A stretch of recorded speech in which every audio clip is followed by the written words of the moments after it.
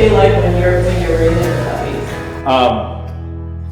It's a good question. It varies depending on the puppy, of course, and my schedule.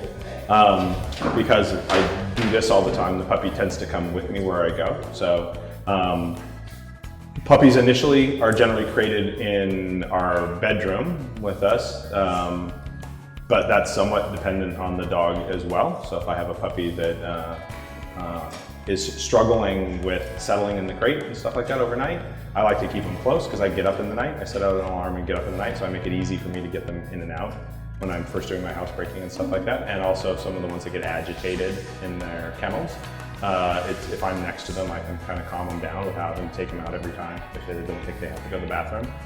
Some puppies that are really persistent about their barking and they're getting up, then I will set an alarm, but I'll put them in another room where it's quiet and away from that. So the activity of my older dogs in the room and stuff sets puppies off. And so sometimes I'm like, they're better being isolated and sometimes they're with me.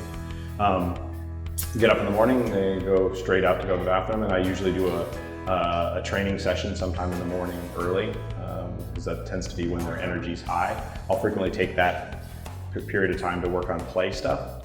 So first thing in the morning, they go out, they go to the bathroom, and then I'll go do a play session, something like that, go play tug with them, play ball, whatever, try to encourage kind of active stuff.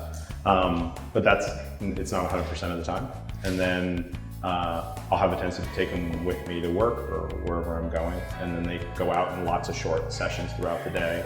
I have outside puppy pens set up so they can, if I'm not watching them, if they're in the house with me at all, then I'm supervising them 100% of the time, or they're in a crate, or they're in their outside area.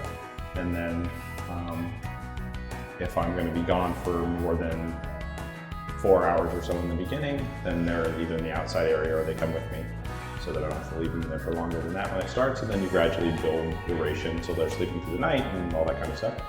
And then I have a tendency to do lots of little training sessions throughout the day. So my training sessions with a puppy are not frequently longer than a few minutes when they're little, but I'll do several of them throughout the day. Again, depending on the puppy's motivations and things like that. And then I factor in socialization regime things. So I'm saying like, okay, I'm gonna try this week to go 2 new places with the puppy or whatever it's gonna be. I try to kind of make a plan for that depending on the puppy's temperament. The puppy needs more environmental socialization. I start thinking about taking those things. This is the point where I'm introducing them to my other dogs, depending again on the puppy's temperament. They get more or less dog time. So if the puppy's really doing well with me, then I'll take them out hiking with the other dogs a little more and stuff like that, and let them hang a bit more with the older dogs. If they're either not doing well, they're pestering the older dogs too much, they're too doggy, that sort of thing, then I sort of restrict their access to them. They see them a lot. They get a lot of what I call protected contact with the other dogs. They're in an X-pen, and one of my older dogs is laying outside the X-pen.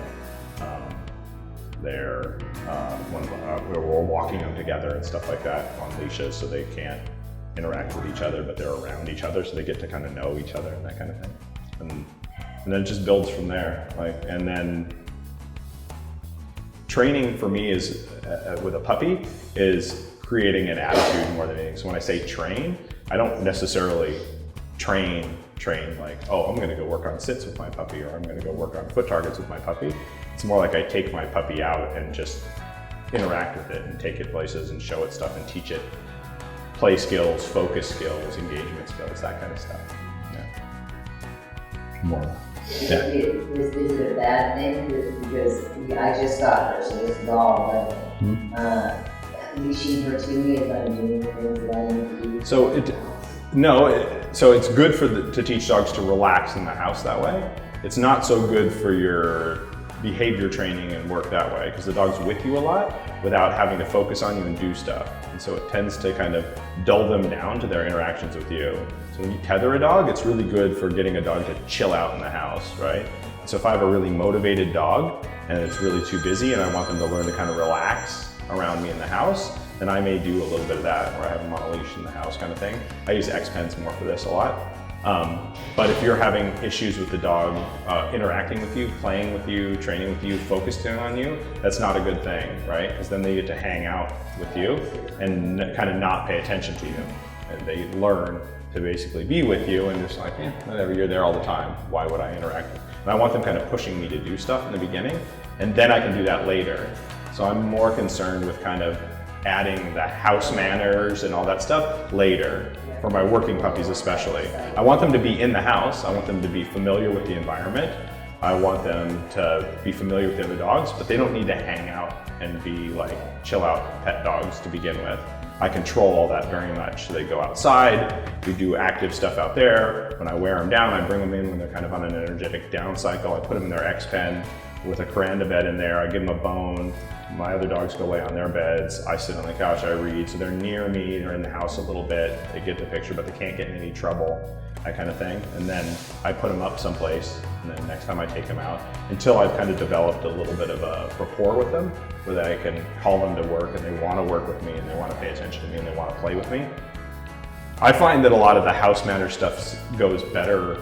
People give their puppies way too much freedom in the house, in my opinion. Like, I want them familiar with the environment, but they want to get to like the adult dog kind of lay around in the house, be a full-time house dog, kind of too soon, right? And I do that with my dogs a little later. They've all been in the house, crated in the house, been around the other dogs, been in X-pens in the house. They're used to that, but they don't get freedom and sort of join the household group until they're quite a bit older. And then I have obedience on them at that point and everything like that. And so then it's really easy. They start getting rambunctious and I say, go lay on your bed. And they go, okay, because I can communicate. But you can't do that with a puppy. No. So if you have a puppy loose in the house, you're trying to stop them from doing stuff all the time. So I choose times when they're crashing usually, right? So I take the puppy out, we do a bunch of stuff until the puppy's like, I'm wanting to lay down and go to sleep. I'm like, okay, cool, let's go in the living room. I sit on the floor with them and let them crash out with me, like that kind of thing. The other thing is if you keep motivated dogs, we'll talk about this tomorrow when we talk about management as well. When you keep motivated dogs, it's really important that you compartmentalize where you do high arousal activities. So for instance, I don't play with my puppies in the house at all, right? I live in California, of course, so I can step outside anytime I want and go outside, right? It's even in the dead of winter, it's not so bad. In Wisconsin, raising a puppy in January, you might be like, to hell with it, I'm going to the basement. I'm not going outside to play with the thing, right? but the idea is, if you get highly motivated dogs, it's like my mom told me, you guys are gonna roughhouse, take it outside, right? So none of that stuff gets to happen in the house. And I pattern my dogs like the living room and the house is where nothing, chill out stuff happens and all that crazy fun stuff happens elsewhere. And so I manage that so that doesn't get started. I have known people that say, oh yeah, I teach my dog to play ball in the living room, right? Like, oh my God, if you do that with a Malinois, the thing will never ever leave you alone. Like you wake up in the middle of the night and you'll be right there with a ball, like bonk, bonk, punching you in the head. 2 o'clock in the morning, they'd be sitting over your bed with a ball. Right? It'd be horrible. Right?